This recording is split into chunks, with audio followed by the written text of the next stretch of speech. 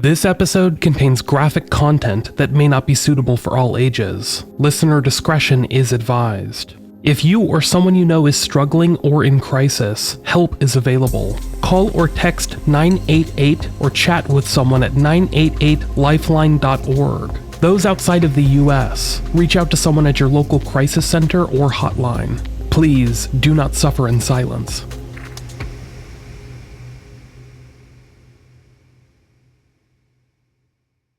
In May of 1983, members of the U.S. Secret Service zeroed in on a notorious counterfeiter that they had been hunting for roughly 4 years.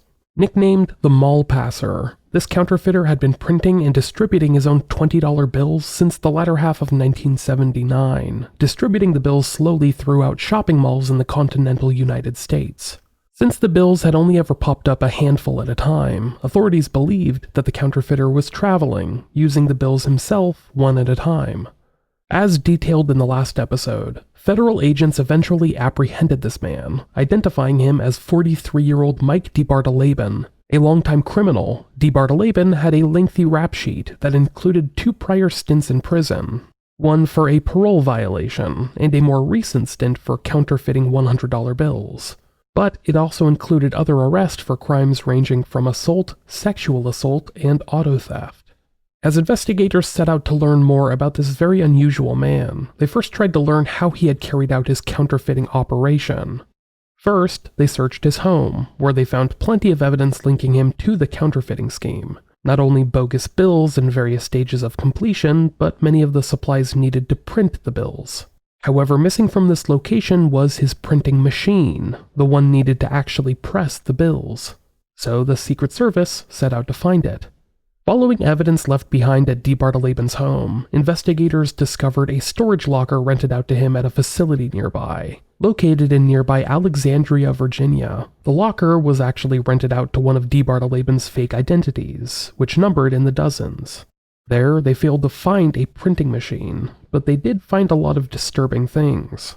Among them, cassette tapes with women's names on them. One of these tapes bore the name of Mike DeBardeleben's ex-wife. When investigators listened to the tape, they were shocked at what they found. Audio of a woman being painfully sodomized, all the while begging for the man carrying out the crime, her husband, Mike, to stop. At one point, she even begged for death because the pain was too much to bear. But the man in the recording, Mike DeBardeleben, seemed totally apathetic to her pain. For him, the pain was the point. As described by Secret Service agent Greg Mertz to Stephen Michaud, author of the book Lethal Shadow, he was cold and calculating, no emotion at all, not one iota of sympathy, and not even much anger in his voice. He was torturing his wife in a business-like fashion. The agents that heard this audio knew that something was very wrong with this man that they had just arrested for, of all things, counterfeit bills. There was no way that was the extent of the crimes that he had committed over his 43 trips around the sun. In fact, as they would later theorize, he had likely been carrying out brutal crimes just like the one they heard audio of for decades at this point. Now, they had to go back and try to retrace the offender's footsteps to figure out where he had been and when.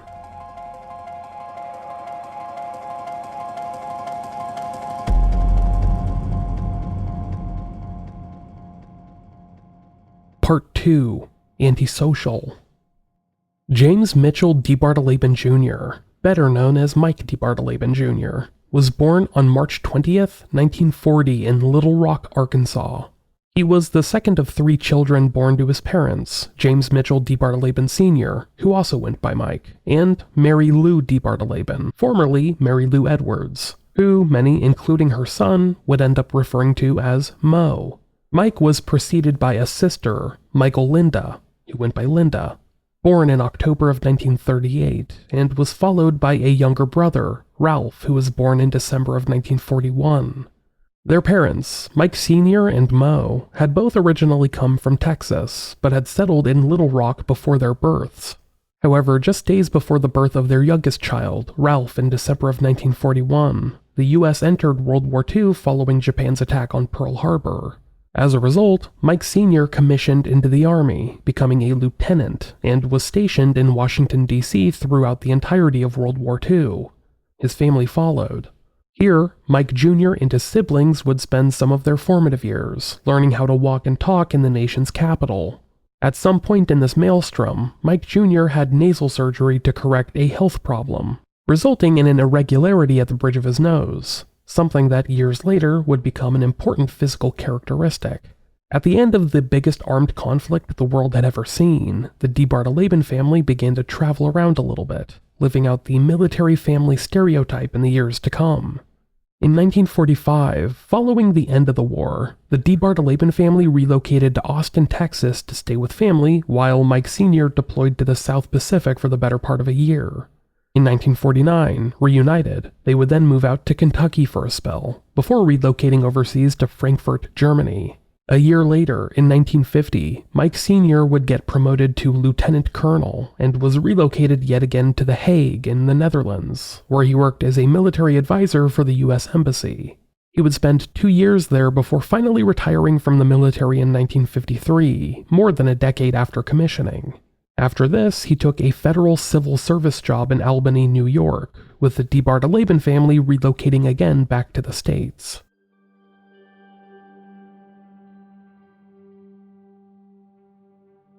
Sadly, things had not been going well for the DeBardeleben family for quite a while. Linda, Mike Jr., and Ralph had spent their childhoods being whisked around the United States and then Europe and then back again, never able to establish any sense of normalcy. And the one place that they might have looked to for stability or comfort, their home, had anything but. For starters, their father, Mike Sr., was not particularly kind. Often the disciplinarian, he beat and chastised the 3 children, never giving them credit for doing the right thing but being the first to punish them for getting things wrong. When Mike Jr. was very young, toddler-aged, his father began punishing him by using a switch and was even known to submerge his head in a bathtub. As you can imagine, this type of authoritarian parenting resulted in Mike Sr. being emotionally distant from his 3 kids, having been raised in a very strict and controlling household himself. He was probably never emotionally ready to become a parent, and his 3 children would come to learn that over their lives. Unfortunately for the kids, their mother wasn't much better. Mary Lou, or Mo, was probably not ready to become a mother when she did, and that feeling would only get exacerbated over time. Mo seemed to become jaded due to the amount of time Mike Sr. was away from the family due to his military career, and she often found solace in a bottle. An addiction to alcohol quickly followed. Throughout the children's childhoods, Mo was a barely functioning alcoholic that usually left the 3 kids to fend for themselves. Mike's older sister Linda took care of her 2 younger brothers as best she could, but being just a couple of years older than them, she obviously struggled. Mo, their primary caregiver, spent a lot of time neglecting her 3 children, instead preferring to spend her time at bars. On occasion, she would even pick up strange men, usually whenever her husband was deployed or away on work. Having grown up the youngest child in a large family, Mo had been ignored for most of her life, and when left to her own devices, she seemed to spiral. She, however, was not the only one in the marriage to stray from their marital bed. Mike Sr. had affairs of his own, usually with women that he worked with. Both parents were obviously unhappy with their relationship, but decided to stick it out for the kids, a strategy that almost never works and always ends up breeding resentment within the family unit. After all, children can usually tell when their parents are unhappy, and they end up thinking that their coping strategies are normal. As a result, the children internalize them until adulthood, and they end up adopting them for themselves, resulting in the cycle of depression and anger seen here. As a result of this turmoil throughout their childhoods, the DeBardeleben children grew up extremely unhappy and emotionally unwell. Mike Jr. was no exception. The middle child, he resented both of his parents and struggled heavily with the depression that clung to his home like static. Often left to his own devices, Mike grew up to be what we would refer to as a loner, someone with almost no friends who kept to himself. Neither of his parents paid him much positive attention as a kid, only ever punishing him when he did things the wrong way. He was often compared to his older sister, Linda, who was much more obedient to their parents, whereas Mike Jr. was headstrong and more willing to pick a fight. Having moved around constantly, Mike Jr. never really bonded with any of the other kids at school or in the area. He spent a lot of time by himself in his bedroom, engaged in solo activities like drawing or sketching. During the family's time overseas in Europe, Mike never learned to speak the local languages, German and Dutch, and his siblings Linda and Ralph bonded heavily together during that time, but Mike continued to keep to himself. While being a bit of a loner isn't in and of itself unusual, Mike had picked up some damaging mental issues from his lifelong isolation and his parents' constant fighting, and his parents, who were constantly caught up in their own shit, never paid him much attention. If so, they might have begun to notice the troubling traits he was developing, traits that a caring and/or attentive parental figure could help heal or remedy. Years later, Mike DeBardeleben would end up writing to his parole officer, "From an early age, I can recall wanting to please my parents but being frustrated by some of their unrealistic demands. While Linda and Ralph would seek escape from the turmoil of our early family life by playing outside in extended periods, I preferred to be alone in my room, with my artistic desires, drawing and sketching ships, cars, designs, and cartoons. I derived much inner satisfaction at being able to express myself artistically, but my parents seemed to discourage me from developing this interest, probably because they felt it to be impractical in terms of a possible future profession. Thus I concentrated my efforts in more practical directions, and while in school excelled academically, until my sophomore year when I neglected my studies and began my acting out behavior at age 16. Now, we're going to take a short break to hear from the sponsors that help make this show possible.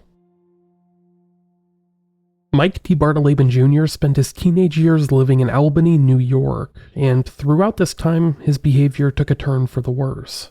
While he had spent most of his childhood as a quiet loner who seemed to prefer isolation, he began to grow abusive towards his family as he got older, likely encouraged by the behavior that he saw at home.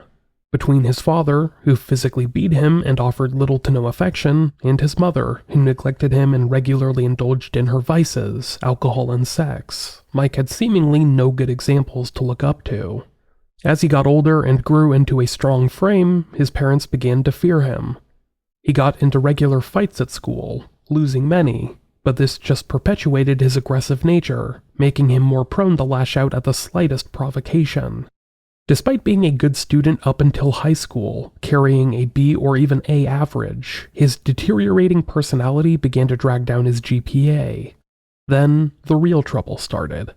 In 1956, when Mike was just 16 years old, he physically beat his mother for the first time.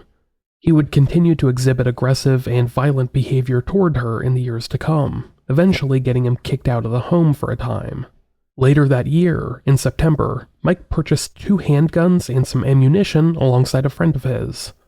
It's unknown why they did so, but they would later get in trouble for shooting the guns in a wooded area. Just weeks later, they were charged with possessing a concealed firearm, earning Mike his first arrest. Months later, in May of 1957, Mike got in trouble with the law yet again when his vehicle collided with that of an Albany police officer.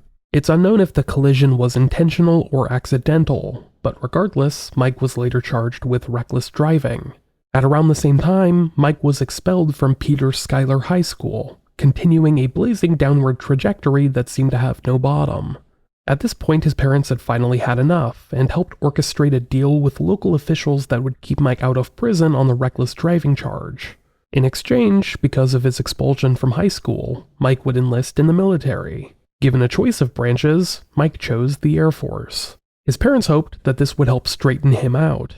If anything, teach him a little discipline, and keep him out of trouble as he entered adulthood. Sadly, Mike was not the type of young man that these lessons could be instilled in. After attending basic training at Lackland Air Force Base just outside of San Antonio, Mike was stationed at a base in Illinois for about a year. While there, though, he got into trouble for various offenses. He clearly did not think much of the military conduct that was expected of him.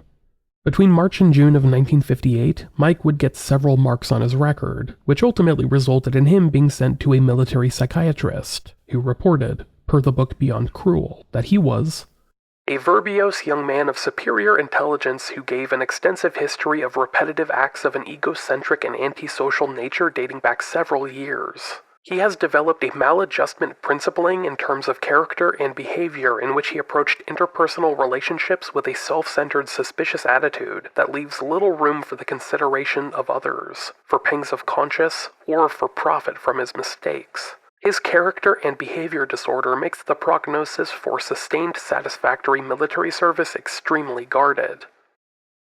As expected, his military career did not last much longer. Mike was discharged from the military just months later, in August of 1958, a little over a year after he initially enlisted. He moved back home with his parents, who had since relocated to Fort Worth, Texas, and he became their problem once again. Throughout most of his childhood, Mike DeBardeleben's intelligence had defined him and his actions. He was a pretty smart kid for the most part, and he knew it.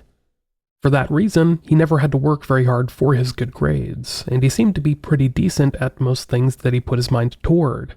Sadly, as he got older, these became things that were not viewed as socially acceptable, oftentimes not even legal. As a child, Mike seemed to look down upon the idea of working hard for a career. He likely saw the life created by his career-oriented father and abhorred the idea of living a similarly nightmarish family life, never once seeming to consider the idea of having a happy family at home.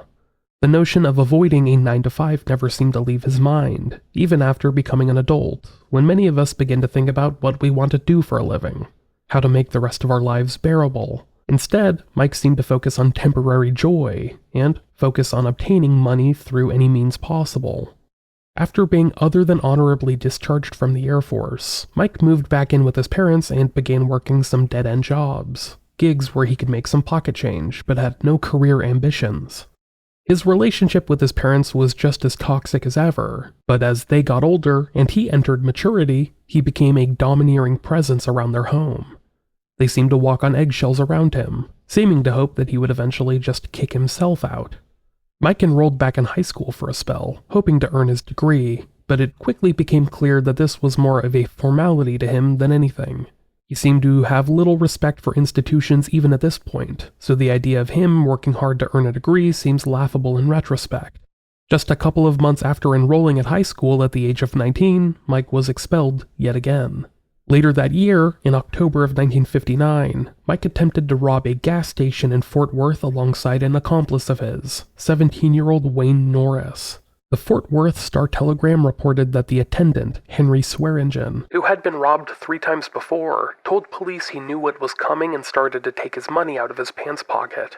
The would-be robber apparently thought the attendant was going for a gun and fired through a plate glass window at Swearingen, jumped back into his car, and fled.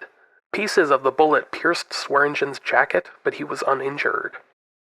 Weeks later, Mike and his accomplice Wayne would get arrested for a string of vehicle thefts in the area, having stolen roughly 10 vehicles, including one that authorities later found submerged in nearby Benbrook Lake. Wayne, who was just 17 years old at the time, later confessed to their role in the gas station robbery after getting arrested for the automobile thefts.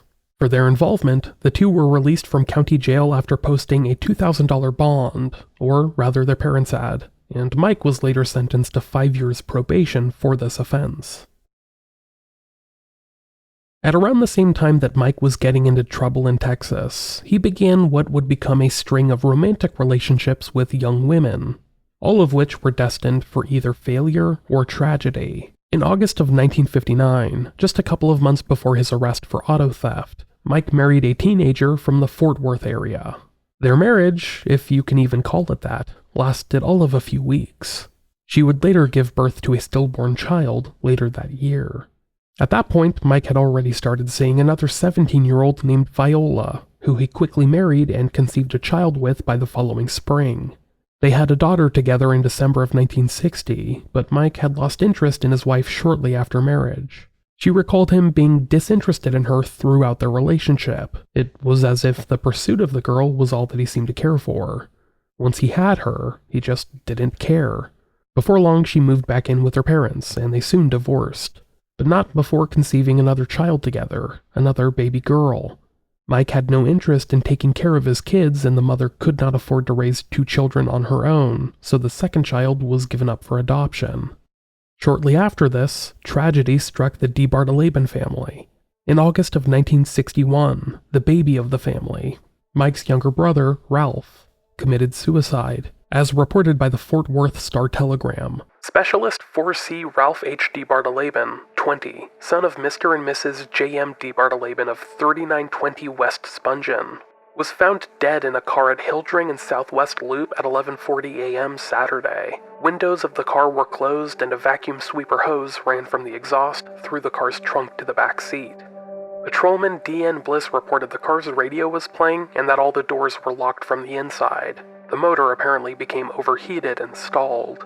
Peace Justice W.H. Woolridge ruled the death suicide. Mike's younger brother had entered the service shortly after he had, enlisting in the Army instead of the Air Force, and had been stationed at Fort Benning, over in Georgia. At the time he took his own life, he was on leave, and as reported by the Fort Worth Press, he indicated to his sister Linda that he wasn't going to go back to work afterward. Years later, Mike would write to his probation officer that Ralph had suffered from the same dysfunctional childhood that he had, and seemingly blamed Ralph's inability to regulate or process his emotions as a possible rationale for his suicide. In retrospect, I feel that Ralph was just emotionally so crippled by his early environment that he simply could not cope with the adversity of life without some professional assistance, which he never received.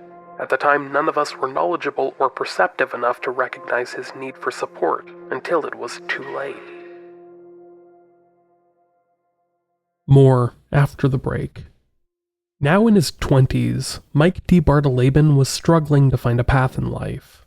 A high school dropout that had flunked out of the military, he had no real career prospects ahead of him, nor any ambition to pursue a career. He also seemed to enter into relationships with young women on a whim, getting married within months of meeting them, then growing bored and divorcing soon thereafter. These trends were nowhere close to ending. In June of 1960, he married one young woman, Viola. Their marriage, like the others, would quickly deteriorate as Mike grew bored with her, and they would file for divorce the following July. A month or so later, Mike's brother Ralph would take his own life. Up to this point, school had seemed like a passing fancy for Mike. He had been expelled from high school, then attempted to re-enroll after getting discharged from the Air Force. That too had resulted in a subsequent expulsion.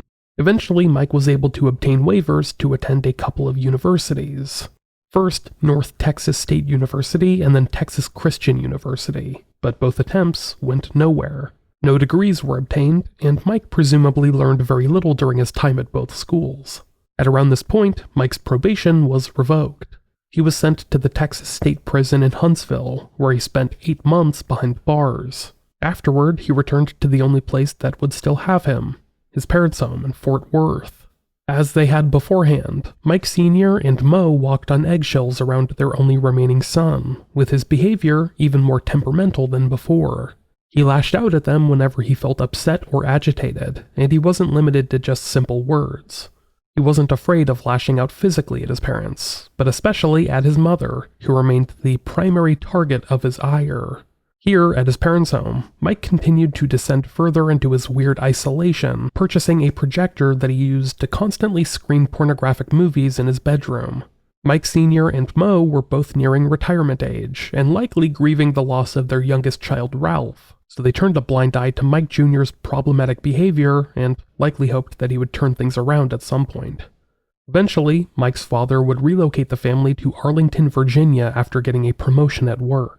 Having worked for the Department of Commerce, Mike Sr. was tabbed to head up the Division of Procedure's Office of Right-of-Way and Location. Mike Jr. went with them, moving to the D.C. region for the first time since childhood, an area that he would remain for the rest of his free life.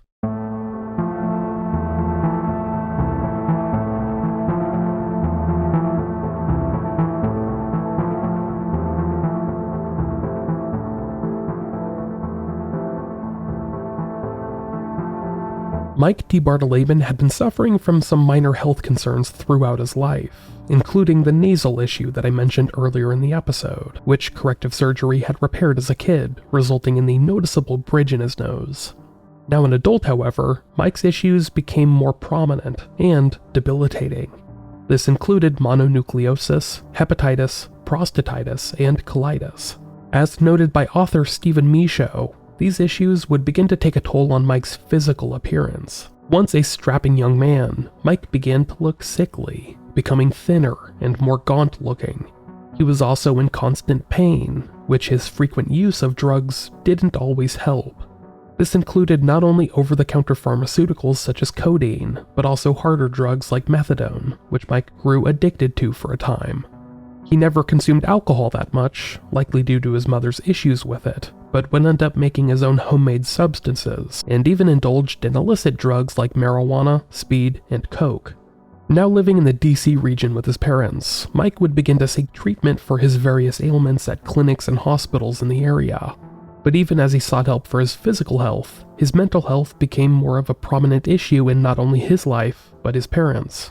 Mike Sr. and Mo, having lived with their explosive-tempered son for more than 2 decades now, had undergone various types of abuse, harassment, and threats. Eventually, after Mike threatened to kill his mother with a razor, they reached out to law enforcement for help. In March of 1964, Mike was taken in for a psychological assessment at Western State Hospital in Virginia, where the clinicians that saw to him would label him as sociopathic and antisocial for the first time.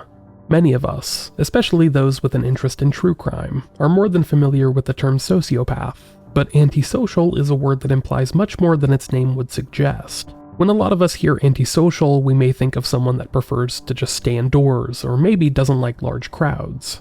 Or maybe, just maybe, your mind goes to some bitching mosh pit anthems from bands like Anthrax or While She Sleeps.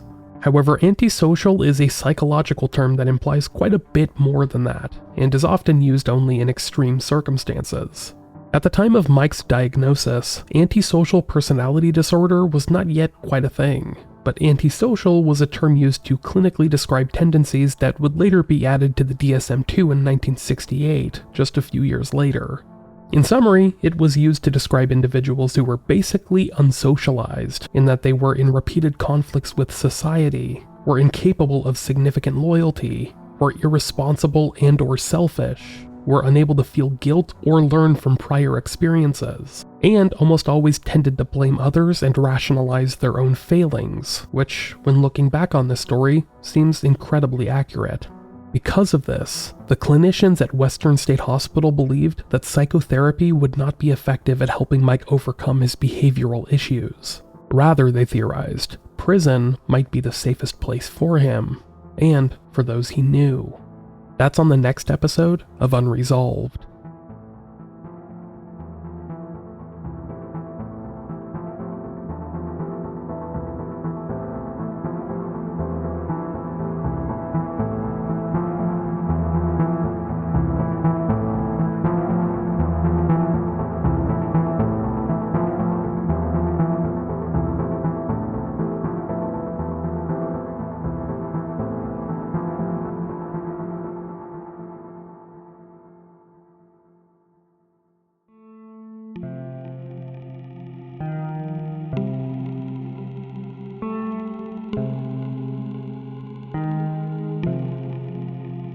Thank you for listening to Unresolved.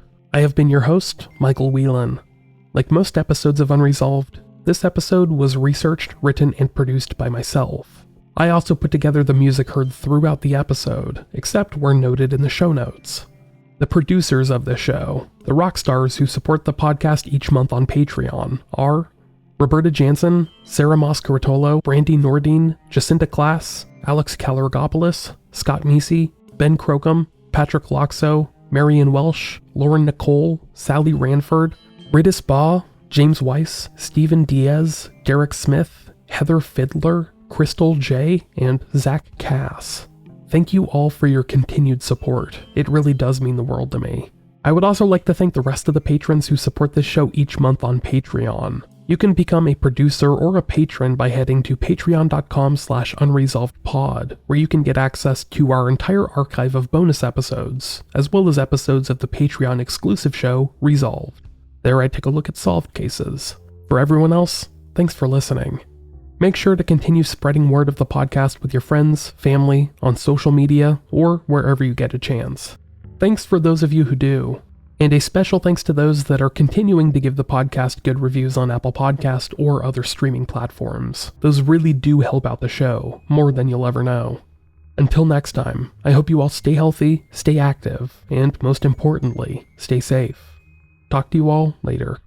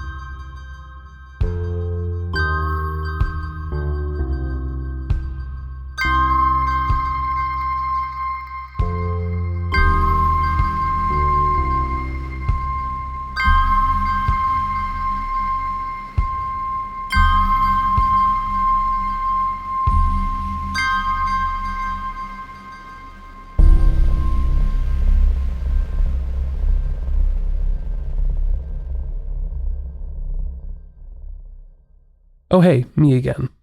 Just wanted to explain something real quick before we go.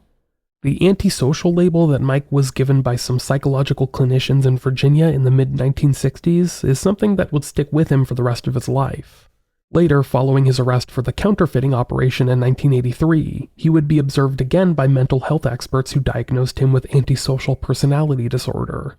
He also had many other mental health issues, but he was literally used as a textbook example in the DSM-4 of antisocial personality disorder, which is why I think this early diagnosis is something worth learning about. It wasn't just a one-off or an outlier. This is something that would portend additional actions in his lifetime.